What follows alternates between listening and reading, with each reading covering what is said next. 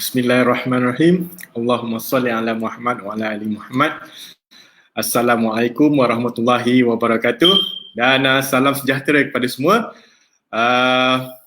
Malam ni kita mula bersiaran balik melalui FB Live. Saya minggu lepas 5 hari saya bercuti dulu daripada FB Live ni. Sebab apa? Sebab sebenarnya tak ada idea kan. Jadi malam ni semalam ada kelas, jadi malam ni agak free sikit, so kita bersiaran balik. So topik yang saya ingin sentuh pada malam ini ialah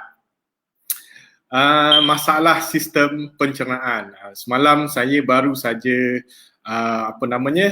pergi ataupun mendengar sesuatu berkenaan dengan digestive system ni, masalah-masalah di dalam digestive system.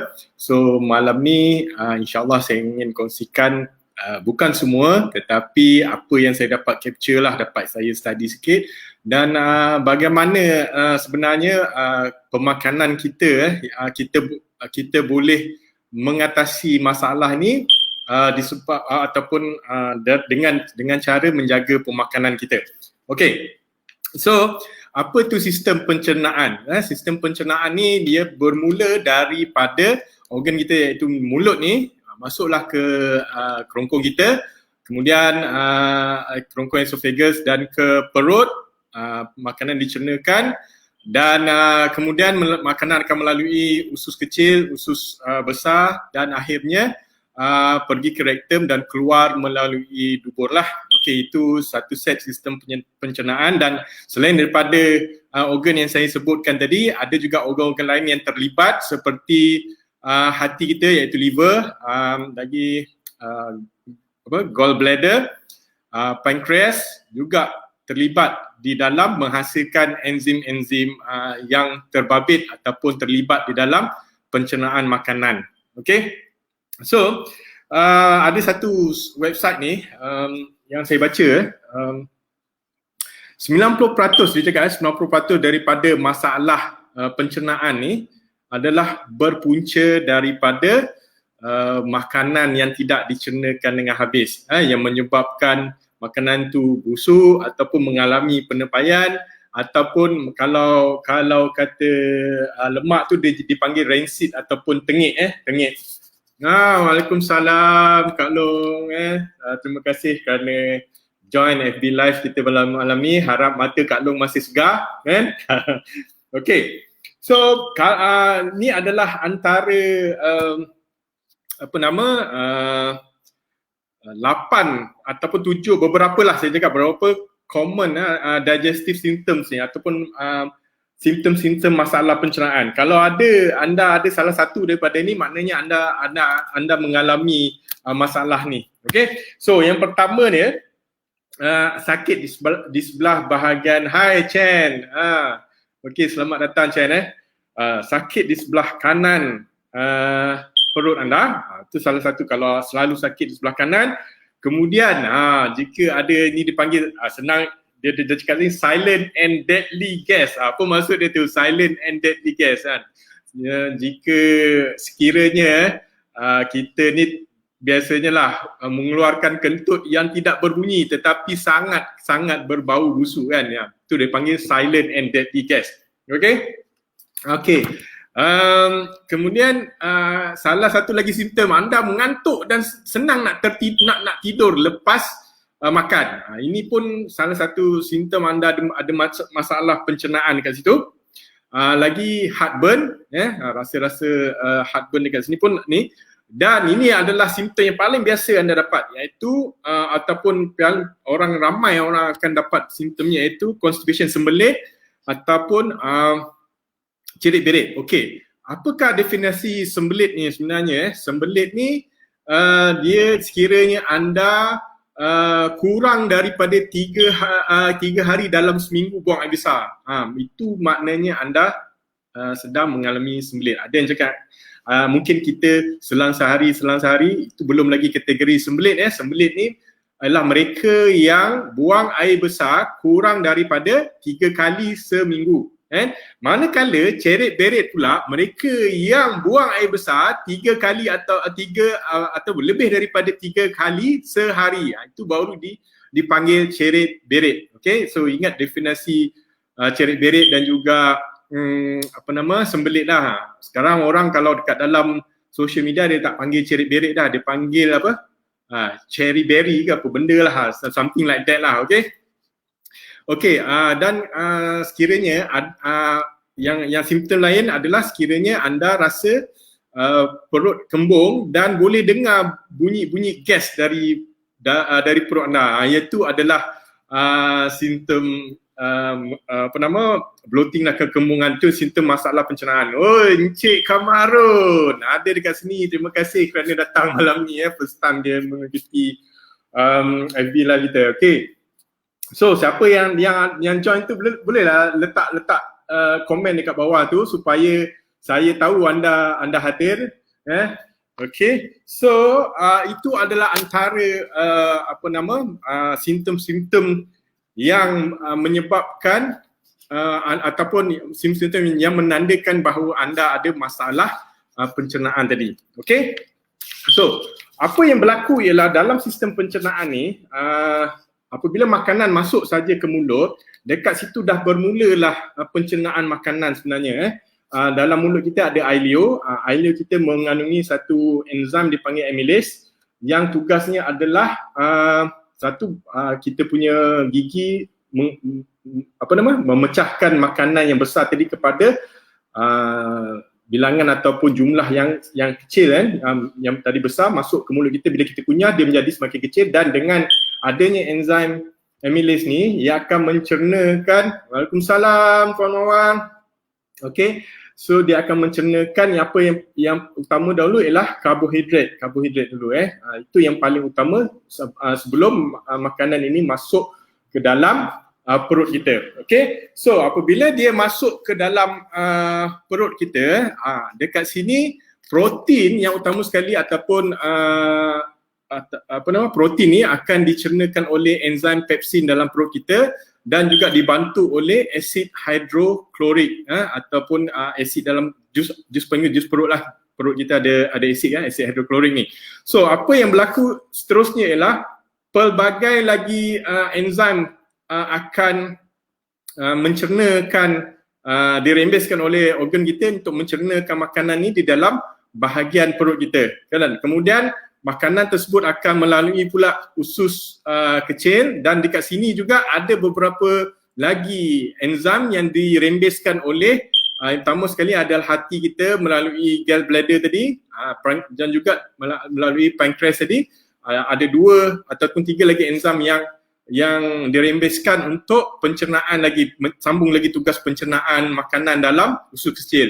Kemudian masuk pula ke usus besar di mana air akan sebelum masuk usus besar tadi, sebahagian nutrien akan diserap melalui usus kecil.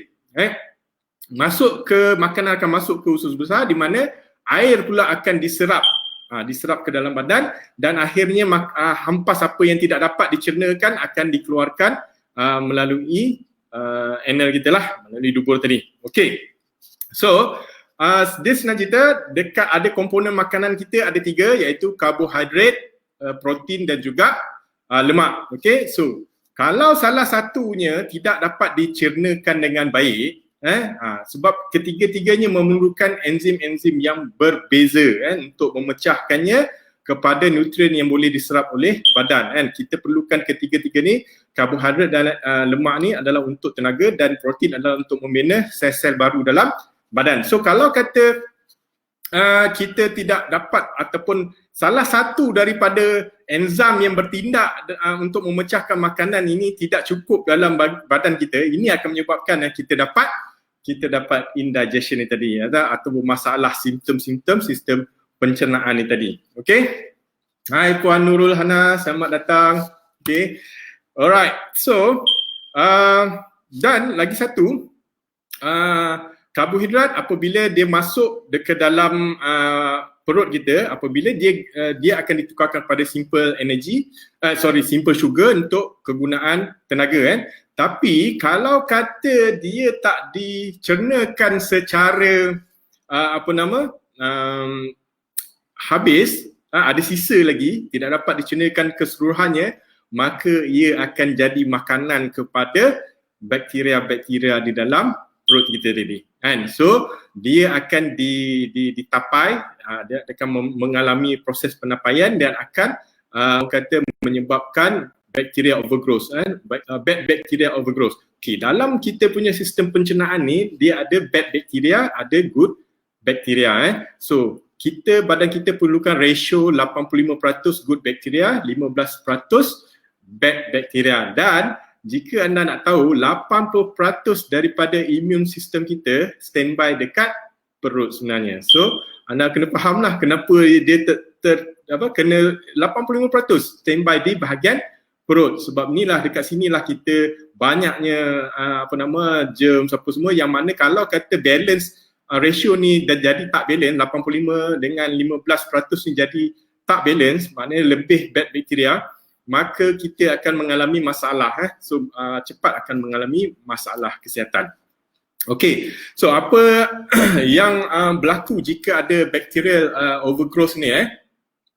Anda mungkin akan selepas 5 minit ke 1 jam lepas anda makan, jika anda mempunyai tanda-tanda ni, ini menunjukkan bahawa karbohidrat yang anda makan tidak dapat dicernakan dengan baik. Okey, apa dia tanya? Satu ialah sakit di bahagian perut ataupun di bahagian belakang. Anda rasa mual dan nak muntah, jika ada lah. Kalau tak ada, bagus. Lepas tu upper GI pain dekat bahagian atas ni anda rasa sakit, and then excessive flatulence, selalu nak membuang angin dengan kerap. Kemudian kerap pula rasa lapar kan. Sebab apa? Bila macam saya cakap tadi, sugar ni diperlukan untuk memberi tenaga. Bila tak dapat ataupun makanan tak dapat ataupun karbohidrat ni tidak dapat dicernakan dengan baik, kita kekurangan tenaga lah. So kita akan rasa lapar, badan kita akan bagi signal lapar kan. Kemudian kita hilang fokus. Selalunya hilang fokus disebabkan inilah tak cukup tenaga ni tadi. Kemudian akan of course akan rasa keletihan yang amat sangat.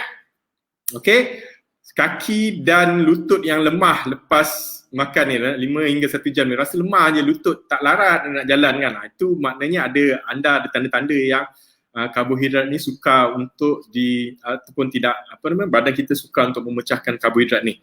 Kemudian jika ada yeast infection pun ini adalah tanda bahawa badan anda gagal untuk mencernakan karbohidrat secara sepenuhnya.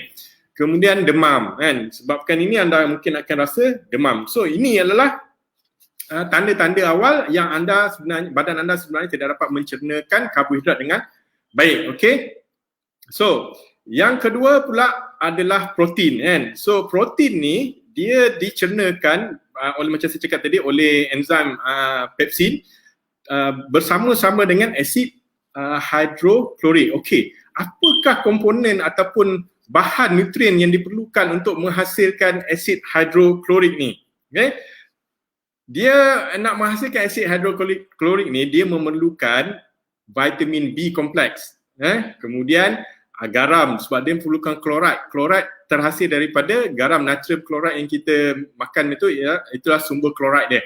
Kemudian diperlukan zinc dan juga magnesium untuk menghasilkan HCl ni. So kekurangan 4 nutrien yang saya cakap ni akan menyebabkan badan kita tidak dapat menghasilkan HCl ni tadi, asid hidroklorik ni. Okay, alright, so apakah tanda-tanda kalau kata badan kita tidak dapat mencernakan protein dengan baik? Okey, dia akan, tanda-tanda ni akan muncul 2 hingga 5 jam selepas kita makan. Kalau tadi karbohidrat maknanya 5 minit hingga ke 1 jam, maknanya karbohidrat ni lah dulu yang badan kita pantas akan mencernakan je. Tetapi protein ni terhasil daripada daging, ikan, ayam dia mengambil masa 2 hingga 5 jam selepas makan untuk kita badan kita break down this protein, dan jika anda dapat simptom ni, yang pertama adalah bloating ataupun rasa kembung, kan? Kemudian kentut tidak berhenti-henti, sakit pada bahagian perut ataupun cramp pada bahagian perut, heartburn pun menunjukkan, tapi ini berlaku selepas 2 hingga 5 jam kalau anda ada masalah pencernaan protein.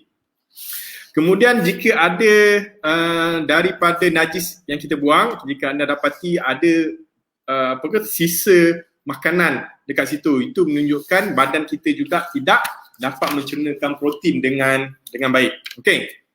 Kemudian kentut memang berbau busuk dan masalah sembelit juga, macam saya cakap tadi. Okey, itu kalau kata badan kita gagal untuk mencernakan protein dengan baik. Okey, kalau gagal untuk mencernakan lemak pula macam ni. Okey, lemak ni dia dicernakan di kawasan usus kecil, kan?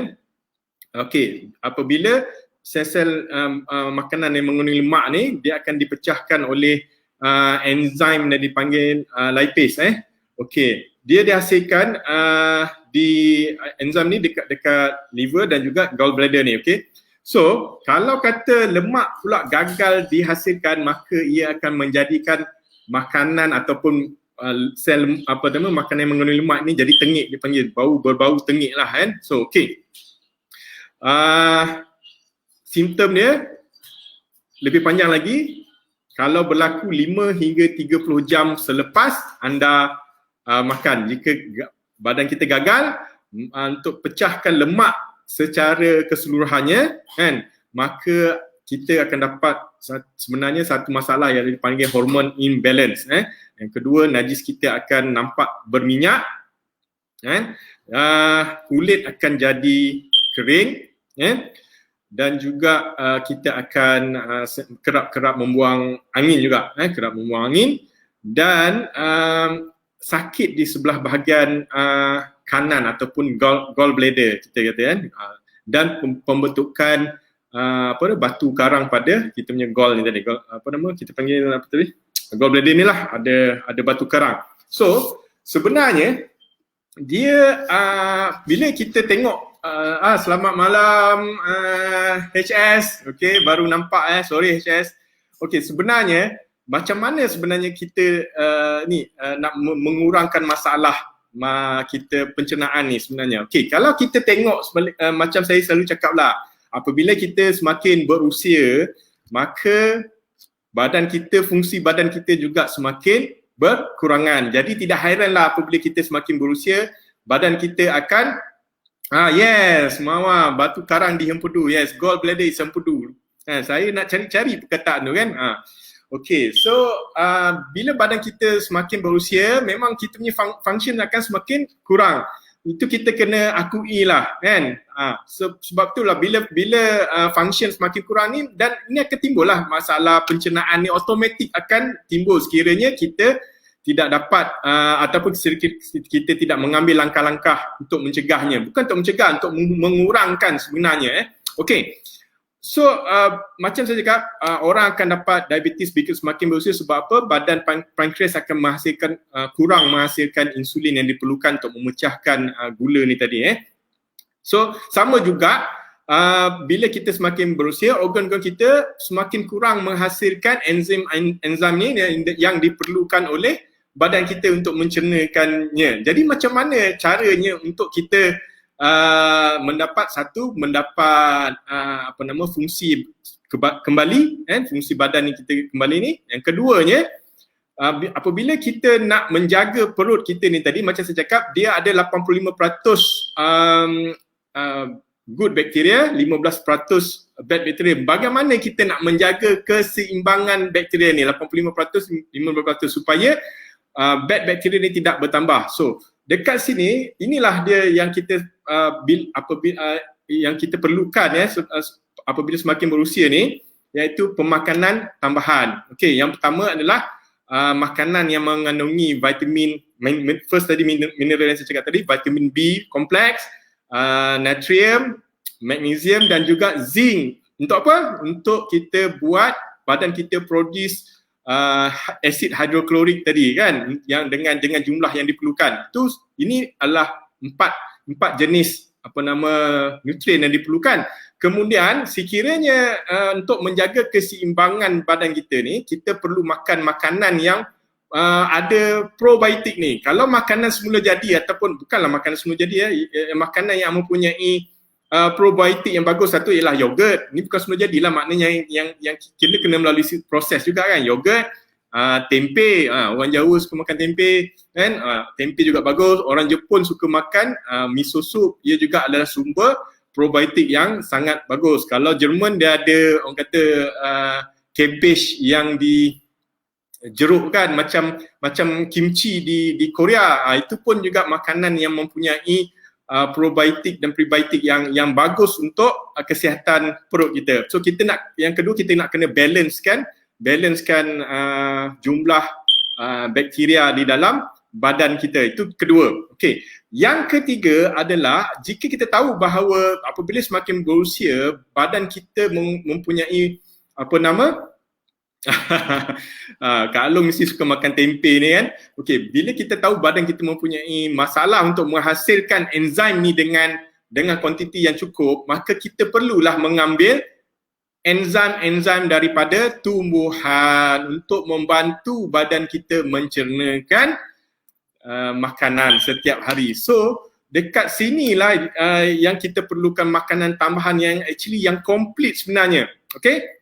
Dan yang keempat adalah kita perlukan makanan yang mempunyai fiber yang tinggi, sebab naturally kalau kita biasa makan kalau ikutkan diet yang disyorkan oleh pakar pemakanan, setengah daripada pinggan yang kita makan perlu dipenuhi oleh sayur-sayuran dan juga buah-buahan. Kenapa? Ini adalah untuk memberi serat yang cukup kepada badan kita supaya senang serat ini senang dikeluarkan, waste ataupun bahan-bahan buangan ni senang dikeluarkan dari badan kita, dari sistem pencernaan kita kan. So tanpa serat ni tu dan jadi kita punya najis akan jadi keras Dan yang kelima tadi dah nampak, yang kelima, badan kita perlu untuk minum air secukupnya. So lebih baik jika pemakanan tambahan ini kita ambil dalam bentuk cecair supaya automatik badan kita dapat air yang cukup. So malam ni kita ada lebih kurang 7 ataupun 8 minit ni, saya ingin berkongsilah dengan tuan-tuan dan puan, dan sebahagian yang ramai yang menonton ni juga adalah mereka yang telah mengambil produk ini. So apa yang ingin saya kongsikan ialah, yang pertama ialah this is Activise Oxyplus, iaitu satu makanan kesihatan yang mengandungi full vitamin B complex dalam ni. Kenapa penting B complex ni tadi? Penting dalam sistem pencernaan kita sebab ia diperlukan untuk menghasilkan HCl ni, asid hidroklorik ni. Okay? So setiap pagi saya akan ambil Activise ni, dia campurkan dalam air bersama-sama dengan ini dia, basics ni. Ini adalah bekalan nutrisi anda setiap hari. Sebab apa? Sebab dekat dalam ni bila campurkan dengan 250 ml bersama-sama dengan Activise sebagai minuman sebelum saya sarapan, ia akan memberi saya 32 jenis enzim tumbuh-tumbuhan untuk membantu badan saya mencernakan makanan yang akan saya makan selepas itu. Selepas masa makan tengah hari, dia memberikan badan saya 32 jenis enzim daripada tumbuh-tumbuhan. Yang kedua, dia juga memberi saya serat yang terdapat di dalam 1.5 kilogram buah-buahan dan juga sayuran di dalam satu sachet begini. Satu sachet ni mengandungi 1.5 kilogram sayur-sayuran dan juga buah-buahan. So dia memberikan saya serat yang cukup untuk kesihatan perut saya. Yang ketiga, ia juga mengandungi probiotik dan prebiotik untuk badan saya menormalkan ataupun mengekalkan ratio ni tadi yang saya cakap tadi, bakteria.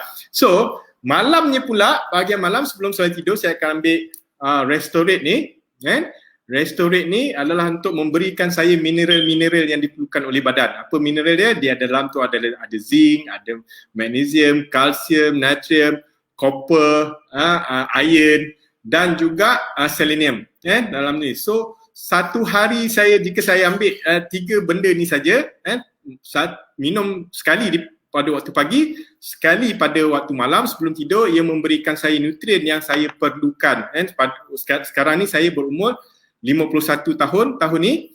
Jadi of course fungsi badan kita akan semakin menurun apabila kita berusia, dan inilah cara bagaimana saya nak mencegah ataupun melambatkan proses penuaan ni sebenarnya, supaya kita tidak ada masalah pencernaan ni. So itu saja perkongsian saya untuk malam ni.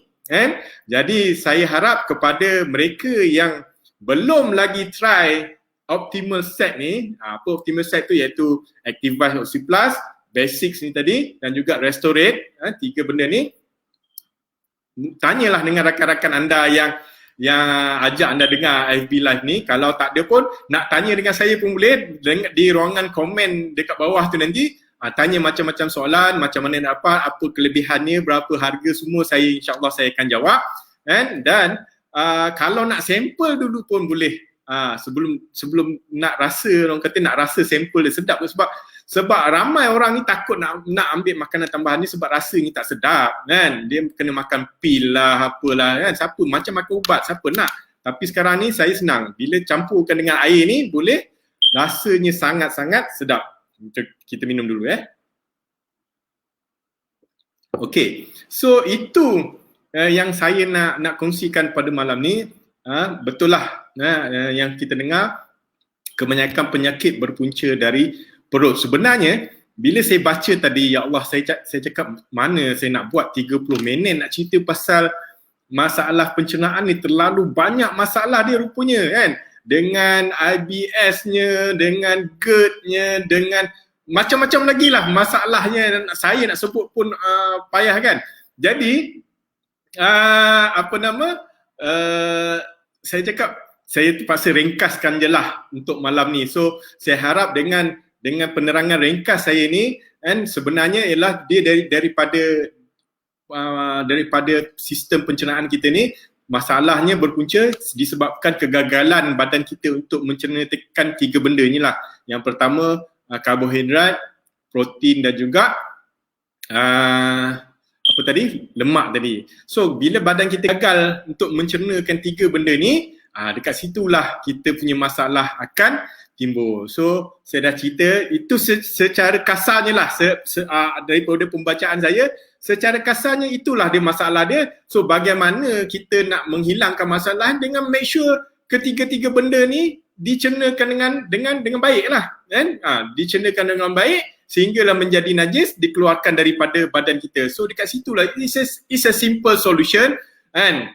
Sebelum dia menjadi lebih melarat, baik kita jaga. Sebelum anda kena makan pil, baik anda jaga pemakanan anda dahulu kan, pemakanan kita. So untuk itu saja pada malam ini.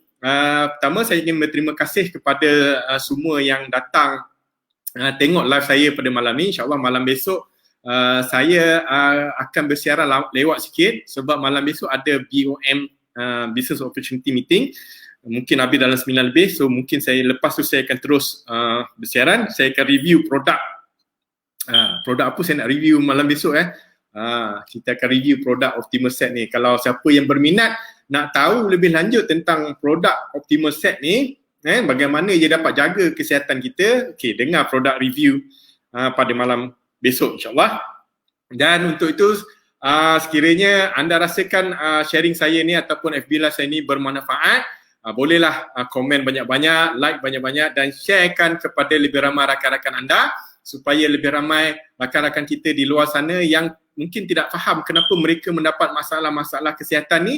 Lepas mendengar video ini, mereka akan lebih faham, oh ini sebabnya kan, jadi ini puncanya dan inilah cara nak mengurangkannya kan. Kita bagi dia option. Kalau dia rasa dia tak suka dengan option yang kita offer, tak ada masalah kan. Ada orang yang begitu. Okay, so akhir kata saya mendoakan agar kita semua sentiasa di dalam lindungan rahmat Allah Subhanahu Wa Taala dan juga kita diberikan kesihatan yang ataupun tubuh yang sihat untuk kita meneruskan career kita setiap hari, melakukan kerja kita setiap hari. Dan untuk itu saya sudahi dengan wassalamualaikum warahmatullahi wabarakatuh dan selamat malam kepada semua. Bye.